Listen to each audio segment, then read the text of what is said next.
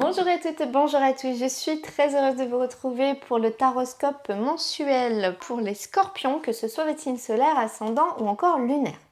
On va regarder votre point de départ, la couleur de votre mois, votre état d'esprit. Nous passerons aux défis que vous aurez à relever. Nous ferons 2 tirages pour le domaine sentimental, un premier pour les couples, un deuxième pour les célibataires.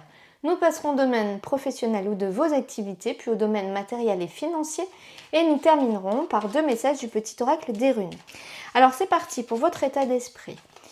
Le point de départ de votre mois pour vous, les scorpions, le chariot et la foudre. Bon, ici, il peut y avoir une notion d'imprévu. C'est comme si vous êtes parti de l'avant, que vous êtes en plein mouvement, en action. Vous avez mis des choses en place, en route ici.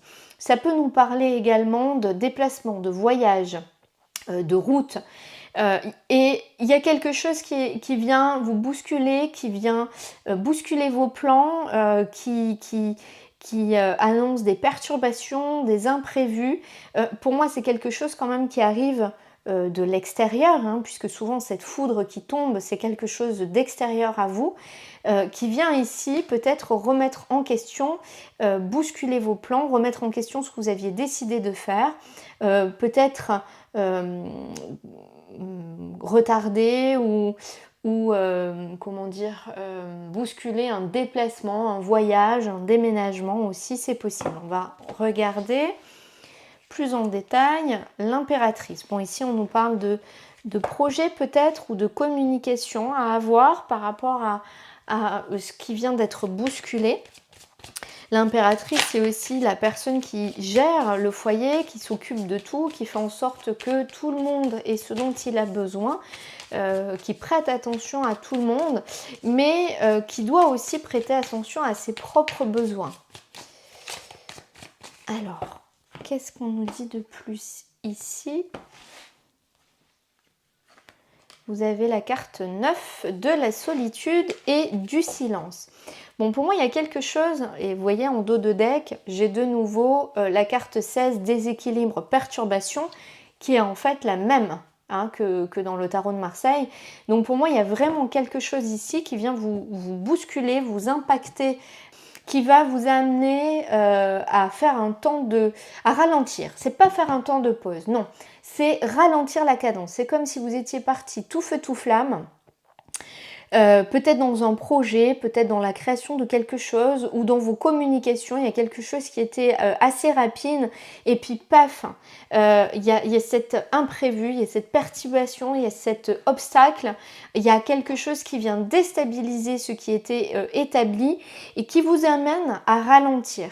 La carte 9, c'est la carte de l'ermite. L'ermite, il avance toujours, mais avec un temps d'introspection et il avance lentement. Donc pour moi, il y a une perturbation qui vous invite ici à ralentir et à davantage vous connecter à vous-même, à vos besoins et à prêter attention à ce qui est important pour vous. On va venir regarder maintenant le défi que vous aurez à relever, ce sur quoi vous allez devoir porter votre attention, ce qui va vous demander peut-être un peu plus d'énergie. Bon, vous avez effectivement le pendu et la mort et résurrection, ici l'arcane sans nom. Ici, il y a vraiment le défi, ça va être d'arriver à sortir de blocage, de cette sensation de sacrifice, de passivité, sans forcément tout faire voler en éclats. D'accord ? Pour moi, il y a vraiment quelque chose qui vous impacte, qui vous met à l'arrêt, qui vous met au ralenti. Le défi, c'est ok, il y a quelque chose à comprendre dans cette situation, j'essaye de la voir dans son ensemble, d'avoir un point de vue plus global et plus objectif. Ça, c'est ce que vous emmène le pendu, et d'arriver à faire le tri entre ce qui doit être laissé, ce qui doit perdurer, sans tout faire voler en éclats. Parce que cette carte de la tour fait tout voler en éclats et déconstruit, et cette faucheuse ici pourrait, comme c'est dans le défi, avoir tendance à tout défricher, tout raser pour repartir sur de nouvelles bases, mais ça pourrait être excessif. Donc ici, le défi, c'est de prendre du recul sur la situation, d'arriver à faire le point, de réussir à couper ce qui doit l'être et de garder ce qui doit l'être également. Donc dans le défi, vous avez cette carte du chariot que vous aviez déjà à la coupe. Le chariot, c'est encore une fois cette capacité à reprendre sa vie en main, c'est l'action, mais c'est aussi le chevalier qui va au combat, qui a un objectif, c'est de gagner. Ici, on peut être dans une carte qui nous parle de quelque chose d'excessif. Le chevalier, s'il est bloqué sur son chemin, pour atteindre la réussite qu'il s'est fixée, il est prêt à tout dégommer, excusez-moi le terme, sur son passage pour se frayer le chemin nécessaire. D'accord? Donc, dans la mesure où c'est dans votre défi, je vous dirai encore une fois, attention dans cette notion de nettoyage, de ce qui doit perdurer ou non. Vous savez que vous, les scorpions, votre carte, c'est justement l'arcane sans nom parce que vous êtes le signe de la transformation. D'accord? Donc, cette carte de l'arcane sans nom nous parle de transformation également. Donc, prenez du recul. Regardez la situation, voyez comment vous pouvez la faire évoluer sans être dans l'excès. On va regarder quels conseils peut vous donner l'oracle d'Hildegarde pour justement dépasser ce défi. Vous avez la carte 15 qui n'est autre que celle du diable qui vous dit « La réalisation de ma toute-puissance passe par la maîtrise des forces de mon subconscient ». On est là, effectivement, dans ce que je vous disais, la maîtrise des forces, ne pas être dans quelque chose d'excessif. Donc vous voyez, le message pour moi est extrêmement clair pour vous les scorpions. On va passer au domaine sentimental. On va commencer par les couples, donc sentimental, relationnel au sens large du terme et familial.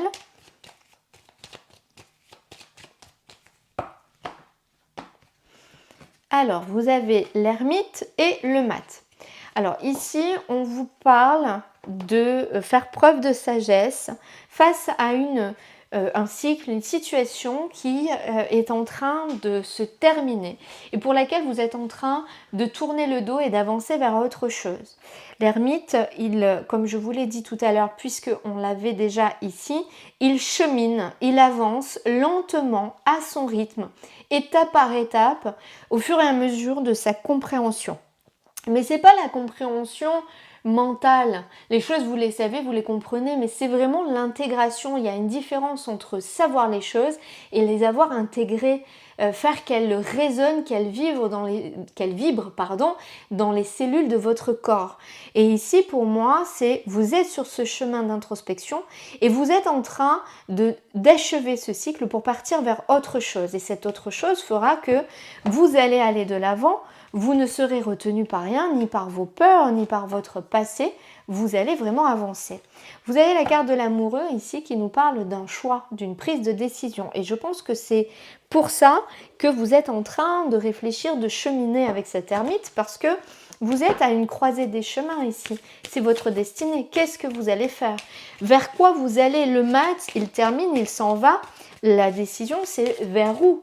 Quelle direction je prends?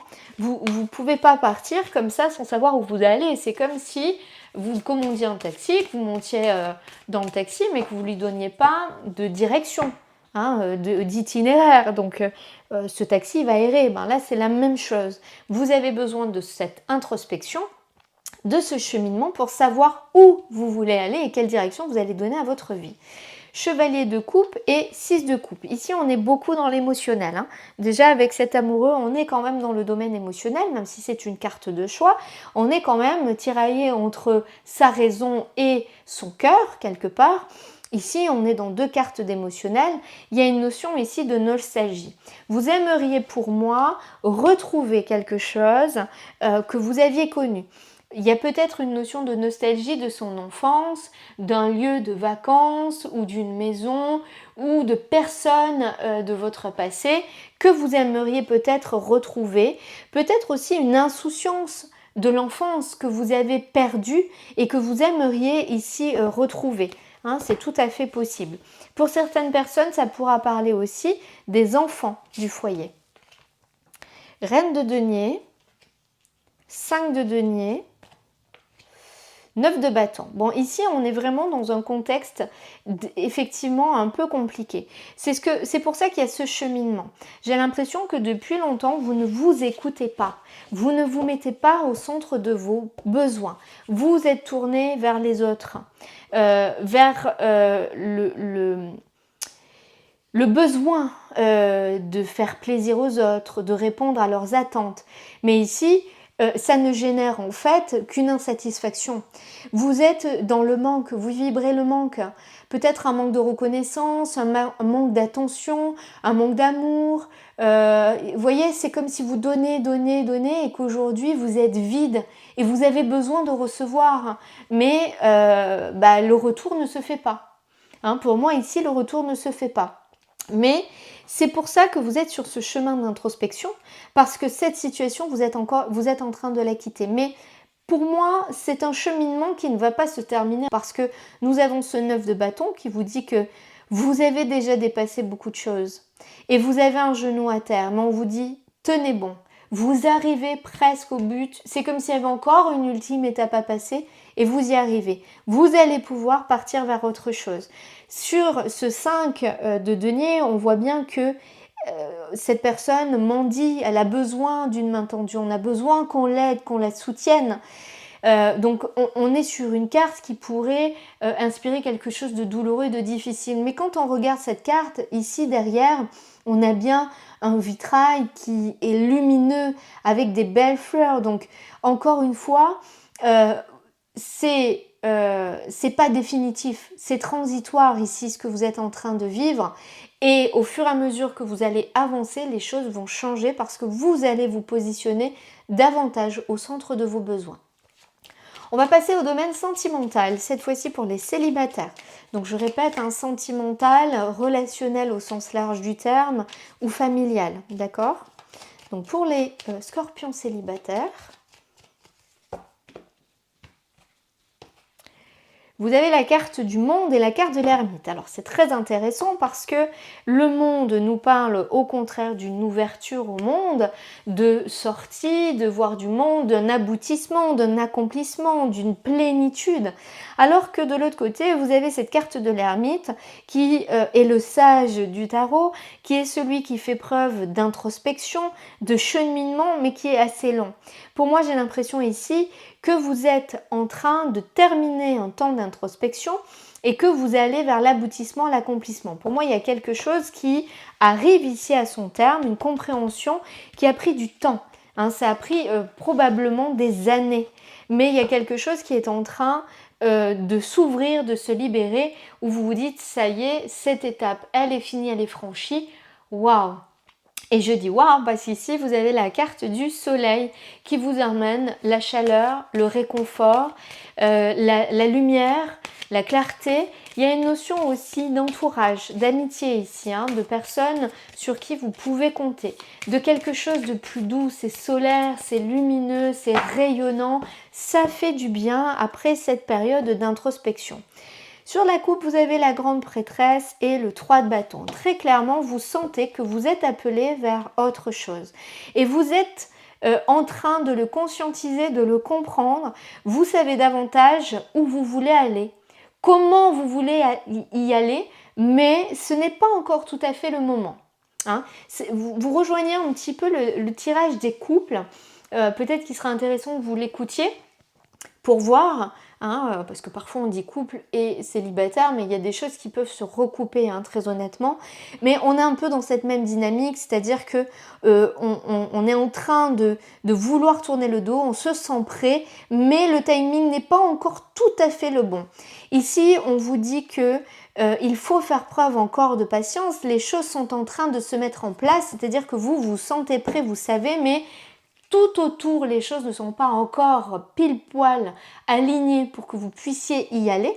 Et on vous dit aussi de faire preuve de secret et de prudence, de ne pas trop parler, de ne pas trop éventer ou ébruiter votre projet, votre envie, parce que tout le monde n'est pas forcément bienveillant. Vous voyez, je vous disais, votre tirage ressemble un petit peu à celui des couples et vous voyez, vous aviez l'amoureux qui était déjà sorti pour les couples. Donc je vous invite vraiment à écouter les deux parce que je pense qu'ici, sur ce mois-ci, en tout cas, il se complète.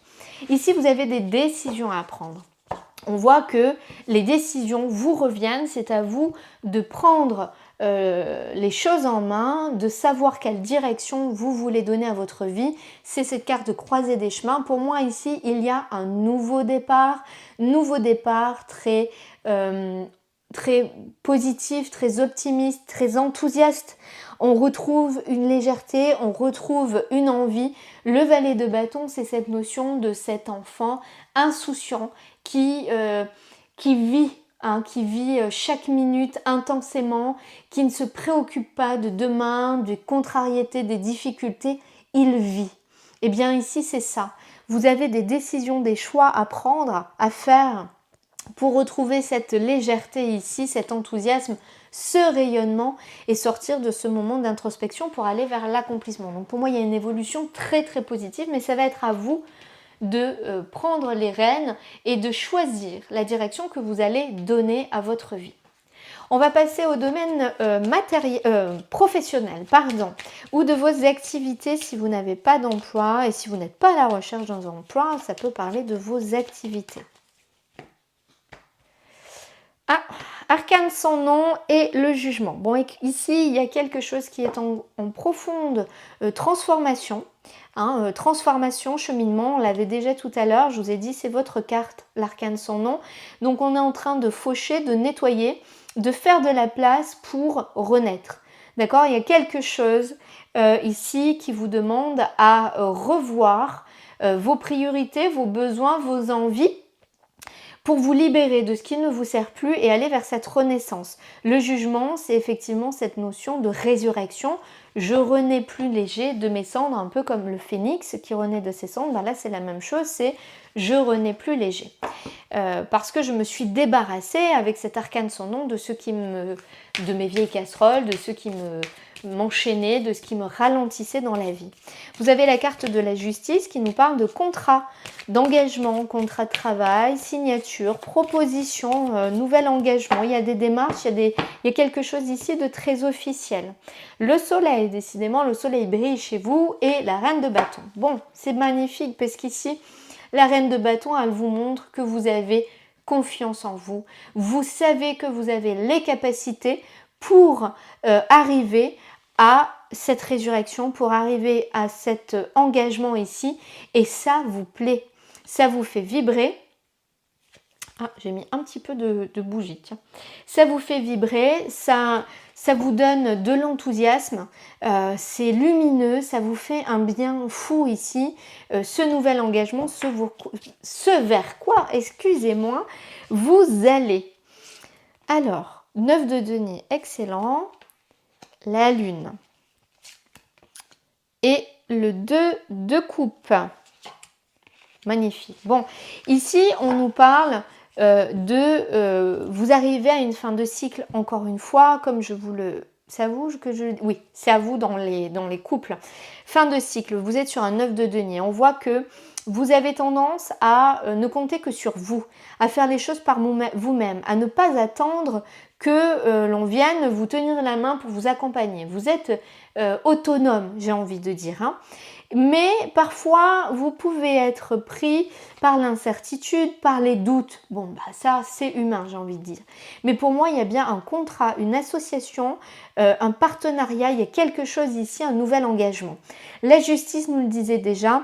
Et ici, vous avez le 2 de coupe. Et en plus, avec ce chariot, c'est magnifique. Ça peut être un nouveau départ, un déplacement, il y a une notion de route. Ça peut être en lien avec des transports, ça peut être en lien avec l'étranger aussi. Pour moi, il y a un nouvel engagement qui va vous inviter à bouger. Alors, si vous êtes bien dans votre activité, c'est peut-être une nouvelle corde à votre arc, où vous changez de bureau, où vous partez en formation, d'accord? Alors, il y a une notion quand même d'inconnu, on le voit bien avec cette lune, mais pour moi, vous y allez et c'est très, très positif. On va passer au domaine matériel et financier pour vous, les scorpions. Bon, déjà, vous avez un jeu qui est très dynamique et très solaire. C'est chouette. Ça ne veut pas dire que tout est parfait. On est bien d'accord, la vie, c'est ça, c'est des hauts et des bas. Alors, ici, vous avez la tempérance et la roue de fortune. Pour moi, il y a une possible rentrée d'argent ou une évolution, en tout cas matérielle ou financière, en termes de confort, qui vient ramener un équilibre, une fluidité dans votre vie. La roue de fortune, ça peut être des gains au jeu aussi ou une rentrée d'argent. On voit que il y a peut-être des interrogations ici par rapport au domaine financier ou matériel, ça peut être matériel, mais pour moi, il y a une évolution favorable. Alors, je ne vous dis pas, c'est quelque chose de... C'est pas un gain astronomique, mais en tout cas, ça vous permet de rééquilibrer une situation. Valet de coupe, valet d'épée. Bon, pour moi, c'est quelque chose de nouveau qui emmène cette rentrée d'argent ou ce nouveau confort. Valet de coupe, valet d'épée, on est sur des nouveaux départs. Donc, c'est quelque chose qui vous fait vraiment du bien ici. Alors, le diable, on voit bien qu'il y a une petite problématique pour moi matérielle, où vous êtes enchaîné par rapport à un manque d'argent, par rapport à une dette, par rapport à quelque chose ici peut-être à payer. Ah, alors la tour, la tour. Ok. Bon, au niveau financier, il y a quelque chose qui va venir rééquilibrer la balance parce que pour moi, il y a une problématique ici. Vous essayez de terminer, de tourner le dos à quelque chose qui vous enchaîne, mais on voit que vous êtes un peu dans l'introspection, dans la réflexion, comment vous allez vous en sortir. On vous demande de faire preuve de patience ici. Vous voulez clôturer, mais de façon inattendue, il y a des disputes ou des tensions. Alors, en vous ou autour de vous, peut-être qu'il y a une incompréhension. Ici, il y a le besoin de se retrouver seul en soi pour réfléchir, analyser cette situation. Je pense qu'il peut y avoir une solution parce que on avait à la coupe cette roue de fortune et cette tempérance qui ramène un équilibre.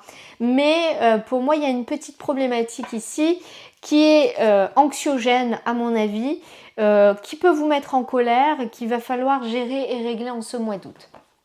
On va terminer le tirage par 2 messages du petit oracle des runes qui pourront vous aider et vous accompagner tout au long de ce mois.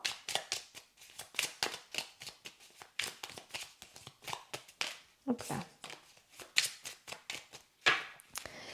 Alors, le premier message et le deuxième message. Le premier message, ton travail porte ses fruits. La prospérité est en chemin et ce succès en appellera d'autres. Tu as la capacité d'attirer et de conserver l'abondance dans ta vie. Bon, quand on parle d'abondance, voilà, gardez la foi, il y a moyen de régler cette situation. Deuxième message, tu es un être passionné. Tu trouves l'inspiration, le feu créatif sacré à travers l'exaltation des corps et de ton cœur. Prends garde toutefois à ne pas t'embraser.